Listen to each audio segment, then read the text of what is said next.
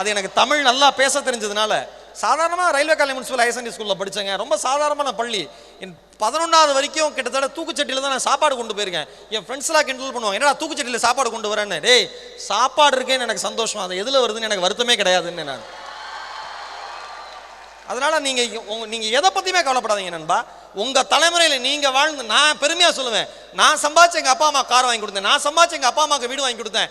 ஒரு தாய் தந்தையரின் முகத்தில் தன்னுடைய குழந்தைகள் நன்றாக இருக்கிறது என்கிற சிரிப்பு மாதிரி ஒரு உலகத்தில் மகிழ்ச்சி எதுவுமே இல்லை. ஒரு சின்ன விஷயம் சொல்கிறேன், 2 பேரை நீங்கள் வாழ்க்கையில் ஏமாற்ற ட்ரை பண்ணாதீங்க. என்னோட எக்ஸ்பீரியன்ஸில் சொல்கிறேன். அம்மா அப்பா, வழக்கமாக அம்மாவோட அன்பு எல்லாருக்குமே தெரியும். ஆனால் அப்பாக்களின் அன்பை பற்றி இந்த உலகம் பெரிதாக பேசுவது கிடையாது. அப்பாக்களின் அன்பு அம்மாவின் அன்பை விட 1000 மடங்கு பெரியது என்பதை அப்பாவை நேசிப்பவர்களுக்கு நன்றாக தெரியும். ஒரு குழந்தைய ஒரு அம்மா தன்னுடைய இடுப்பில் வச்சு தூக்குவாங்க, இப்படி கட்டி அணைச்சிக்குவாங்க. ஏன்னா தன் குழந்தை, என்னோட கரங்கள்ல இருந்து வெளியில போயிடக்கூடாது, அவனை பாதுகாப்பாக வளர்க்கணும் அப்படின்னு. தான் பார்த்த உலகத்தை மட்டும் தன்னுடைய குழந்தையும் பார்க்க வேண்டும் என்று நினைப்பவள் தாய். ஆனால் ஒரு தந்தை குழந்தையை தூக்குகிற பொழுது தோள்களில் வைத்து கொண்டாடுவான். ஏன் தெரியுமா? தான் பார்க்காத உலகத்தை கூட என் குழந்தை பார்க்க வேண்டும் என்று நினைப்பவன் தந்தை. அம்மா வாழ்க்கை முழுக்க நமக்காகவே தேஞ்சு தேஞ்சு தேஞ்சு தேஞ்சு காஞ்சு ஓஞ்சு போன ஒரு உடம்பு. தாய்க்கும் தந்தைக்கும் தயவு செய்து ஏமாத்தணும்னு நினைக்காதீங்க. அந்த 2 பேரையும் அவங்கள்ட்ட போய் சொல்லணும்னு நினைக்காதீங்க. இன்னொன்று, ஆசிரியர்கள், தாய் தந்தை ஆசிரியர்களை மறந்த எந்த மாணவனும் வாழ்க்கையில் சாதனையானதாக மாறினதே இல்லை.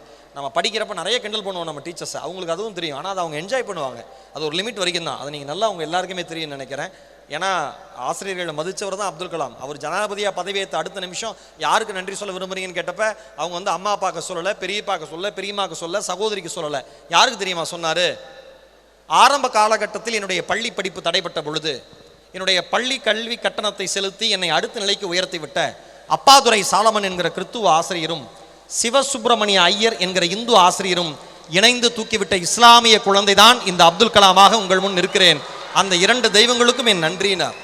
ஆசிரியர்களை மறக்காதீங்க, பெற்றோர்களை ஏமாத்தாதீங்க. இன்னொன்று, இந்த 4 வருஷம் படிக்கிறப்ப பின்னி பிணைவோம், ஃப்ரெண்ட்ஷிப்னு படித்து முடிச்சுட்டு அவன் வேலை வெட்டின்னு போகிறப்ப ஒன்றும் கான்டாக்டே இருக்காது. நல்லா ஞாபகம் வச்சுங்க, உங்களோட படிக்கிற ஸ்டூடெண்ட்ஸோட கான்டாக்டை, ஃப்ரெண்ட்ஸோட கான்டாக்டை வலிமையாக வச்சுங்க. ஏன்னா உங்களோட படித்தவர் நாளைக்கு மிகப்பெரிய லெவலில் இருக்கலாம், உங்களுக்கு சரியான பொசிஷன் வாழ்க்கையில் கிடைக்காம இருக்கலாம். நீங்கள் உரிமையாக போய் கேட்க முடியும். அவர் ஒரு CEO ஆகிட்டார், இன்னும் நீங்கள் கரெக்டான போஸ்டிங் போல, நண்பா நான் இன்னும் கஷ்டப்படுறேன்டா அப்படின்னா உங்களுக்காக உதவுகிற முதல் கையாக அந்த நண்பனுடைய கை மட்டும்தான் இருக்கும்.